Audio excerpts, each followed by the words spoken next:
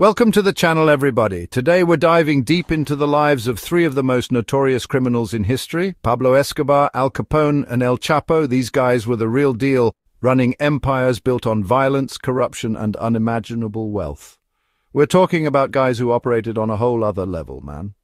They were ruthless, cunning, and they left a trail of chaos in their wake. But who was the most powerful? Who truly ruled the criminal underworld? That's what we're here to find out. So, buckle up, because we're about to take a wild ride through the history of organized crime. First up, we've got Pablo Escobar, the Colombian drug lord who turned cocaine into a global epidemic. This wasn't just some two-bit hustler. This guy was running a multi-billion-dollar empire, supplying 80% of the world's cocaine. Imagine the logistics of that, man. Escobar, he came from humble beginnings in Medellin, Colombia, but he had this ambition, this drive that couldn't be contained. He started small time, smuggling cigarettes and stealing cars. But Escobar, he was a visionary. He saw the potential in cocaine, and man, did he capitalize on it. He built up the Medellin cartel, turning it into this ruthless, powerful organization that controlled everything. We're talking politicians, judges, police, you name it. They were more powerful than the government itself. And Escobar, he was at the top, calling the shots, living like a king. He had it all: mansions, cars, even his own private zoo. But with that power came violence. Escobar waged a war against the Colombian government, unleashing a wave of terror that left thousands dead. He bombed buildings, assassinated politicians, even shot down a passenger plane. This wasn't just business, it was personal. He was obsessed with power, with maintaining his grip on the cocaine trade, and he'd do whatever it took to stay on top. But like all empires, Escobar's reign wouldn't last forever. The violence, the pressure from the Colombian and US governments, it all took its toll. In 1993, Escobar was finally tracked down and killed by Colombian National Police. The king was dead, but his legacy, the impact of his reign of terror, that continued to resonate. Escobar's story is a cautionary tale, man. It shows the seductive power of greed, the allure of easy money, and the devastating consequences of violence. Next up, we travel back in time to Prohibition-era America, where Al Capone, also known as Scarface, ruled the streets of Chicago with an iron fist. This was a different time, a different breed of criminal. Capone, he was a product of the streets, a tough guy who rose through the ranks of the 5 Points gang in New York City. He learned the ropes, honed his skills, and then he set his sights on Chicago. Now, Prohibition, it was a goldmine for gangsters like Capone. With alcohol illegal, there was a huge demand, and Capone was more than happy to supply it. He built up his empire, the Chicago outfit, controlling everything from breweries and speakeasies to prostitution and gambling. Capone, he was a businessman, but he was also a ruthless killer. He eliminated his rivals, often in broad daylight, sending a clear message: you don't mess with Al Capone. The St. Valentine's Day massacre, that was Capone's handiwork. 7 members of a rival gang gunned down in cold blood. That was Capone's style: brutal, efficient, and public.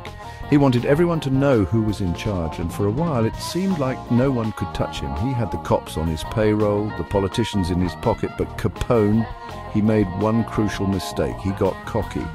He started courting the media, fancying himself as a modern-day Robin Hood.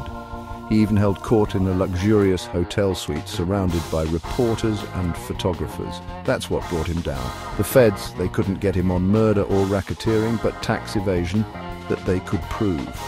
In 1931, Capone was convicted and sentenced to 11 years in federal prison. The kingpin, brought down by a few unpaid taxes. Irony, right? Capone's story is a classic tale of the rise and fall of a gangster. He lived fast, died hard, and left behind a legacy of violence and corruption.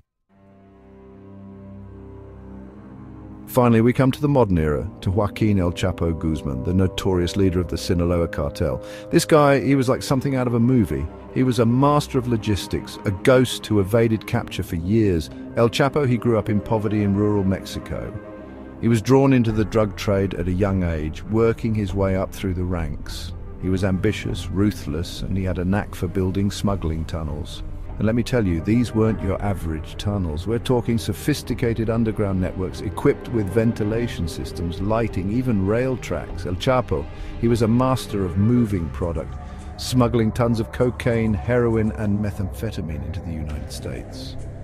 He took control of the Sinaloa cartel, turning it into the most powerful drug trafficking organization in the world. His reach was global, his influence undeniable. But El Chapo, he was also notorious for his escapes. In 2001, he escaped from a maximum security prison in Mexico, reportedly hiding in a laundry cart. That's some next-level stuff right there. Then, in 2015, he did it again, this time escaping through a mile-long tunnel dug right into his prison cell. This guy, he was like a magician, disappearing into thin air.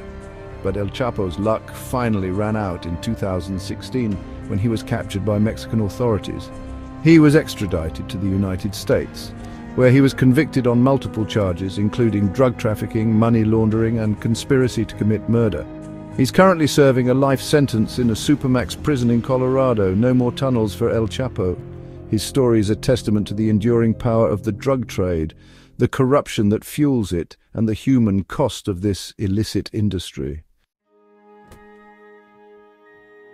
So there you have it, folks. 3 notorious criminals, 3 different eras, 3 incredible stories. Pablo Escobar, the ruthless cocaine kingpin who brought a nation to its knees. Al Capone, the Scarface of Chicago, who ruled through fear and violence.